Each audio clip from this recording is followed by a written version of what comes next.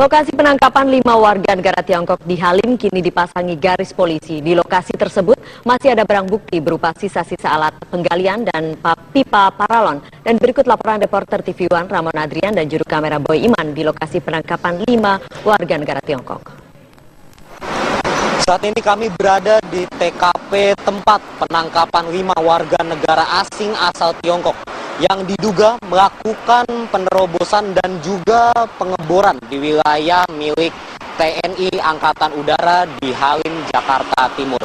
Saat ini tempat ini masih dipasangi oleh garis polisi dan juga ada 2 aparat kepolisian yang terus berjaga mengamankan TKP ini.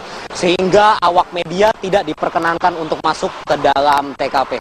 Seperti diketahui pada Selasa lalu, pihak TNI Angkatan Udara menangkap dan mengamankan 5 warga negara asing asal Tiongkok yang diduga merupakan karyawan dari rekanan PT Wijaya Karya yang juga merupakan salah satu pengembang dari konsorsium kereta api cepat Jakarta-Bandung yang digagas oleh PT Kereta Cepat Indonesia Cina. Hingga saat ini kelima WNA tersebut masih ditahan di kantor imigrasi Jakarta Timur atas dugaan tidak memiliki izin untuk menetap ataupun mengunjungi Indonesia. Dari Jakarta, Ramon Ardians, Boy Imam, TV One mengabarkan.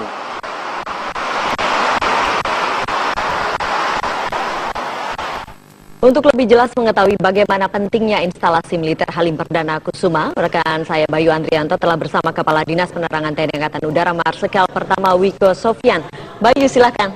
Baik, terima kasih Feni. Nah, sekarang saya sudah bersama Kadispen TNI Angkatan Udara Marsma Wiko Sofyan. Terima kasih Pak sudah hadir bersama kami di Gambar Petang. Selamat sore. Kita akan sedikit membahas peristiwa yang kemarin terjadi. Ada 5 warga negara Tiongkok dan 2 warga negara Indonesia yang masuk ke instalasi militer di Halim Perdana Kusuma. Nah, kami di sini menggambarkan dari peta bagaimana lokasi Bandara Halim Perdana Kusuma beserta lokasi penangkapan yang dilakukan oleh anggota TNI Angkatan Udara kemarin.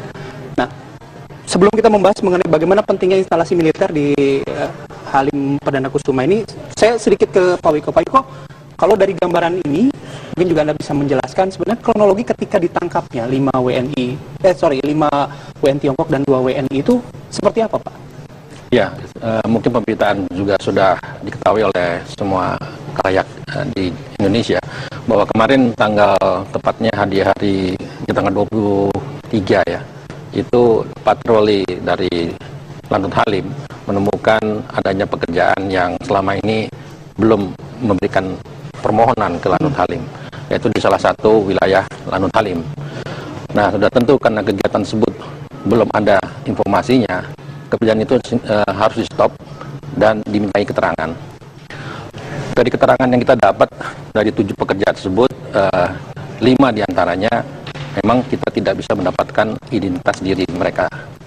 Jadi kita putuskan bahwa mereka tersebut adalah warga negara asing. Sehingga sesuai dengan aturan, warga negara asing tersebut yang akan melakukan penyelidikan adalah pihak imigrasi. Sehingga 5 orang tersebut pada hari itu juga kita serahkan kepada pihak imigrasi, sedangkan yang 2 orang lagi ya tetap kita mintai keterangannya. Pengakuan saat ditangkap, apa mungkin yang warga negara asing tidak bisa secara pasti, tapi kan ada 2 warga negara Indonesia pada saat itu. Apa yang diberitahukan pada petugas TNI AU pada saat itu? Ya, mereka ya menyampaikan bahwa dari perusahaannya mereka diminta untuk melakukan kegiatan tersebut di wilayah itu. Hanya mereka itu tidak tahu bahwa wilayah yang dilakukan itu adalah wilayah militer. Ya, itu yang mereka katakan. Oke.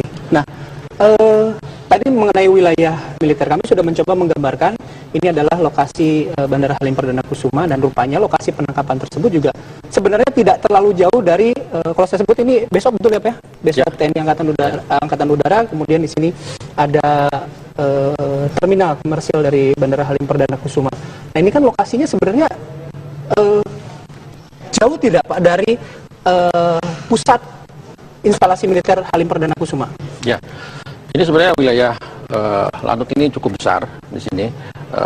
Semuanya memang sudah kita awasi.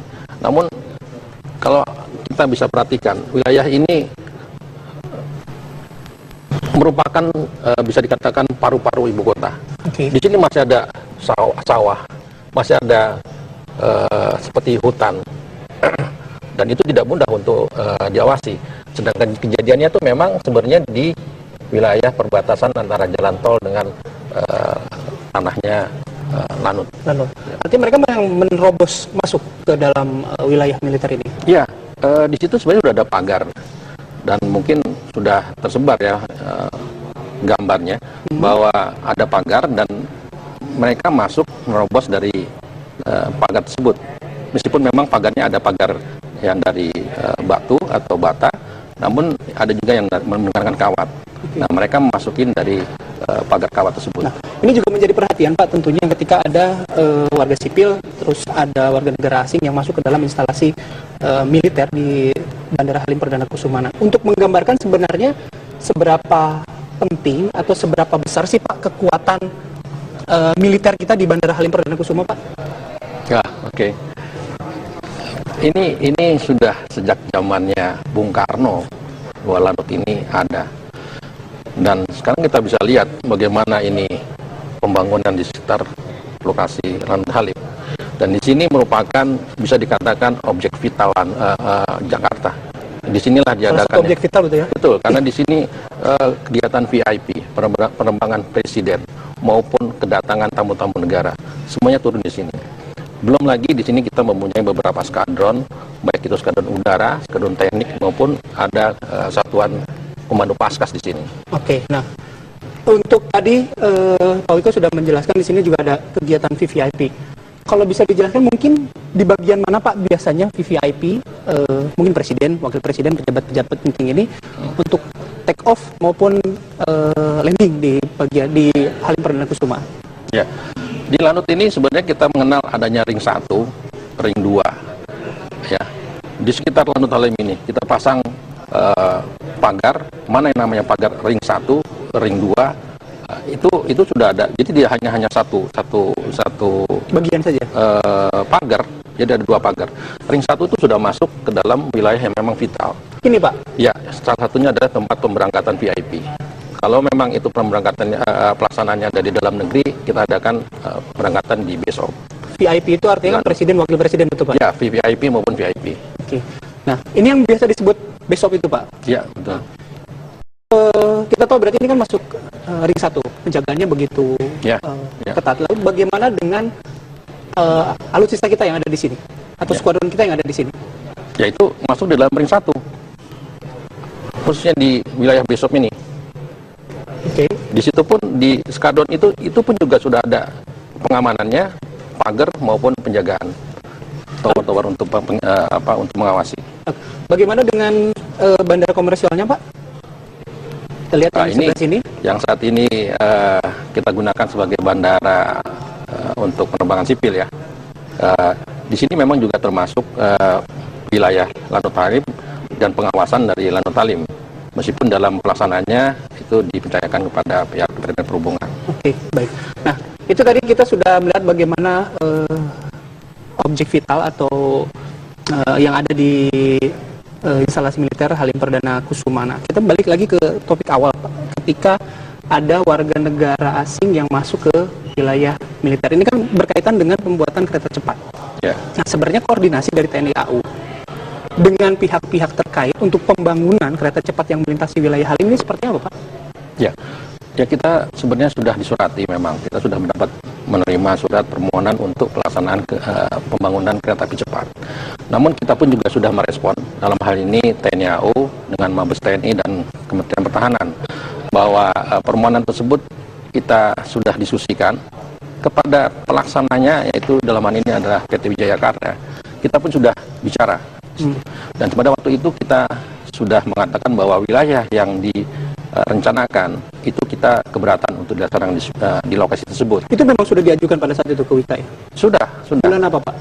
Di bulan Februari. Oke. Tahun ini. Tahun ini.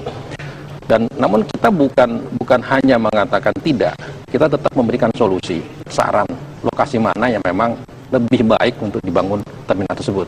Namun sampai dengan saat ini kita belum mendapatkan jawabannya. Oke, baik. Pak, nanti kita lanjutkan perbincangan bersama rekan saya Feni juga. Nah, tapi kami harus jeda terlebih dahulu. Kabar Petang akan kembali sesaat lagi.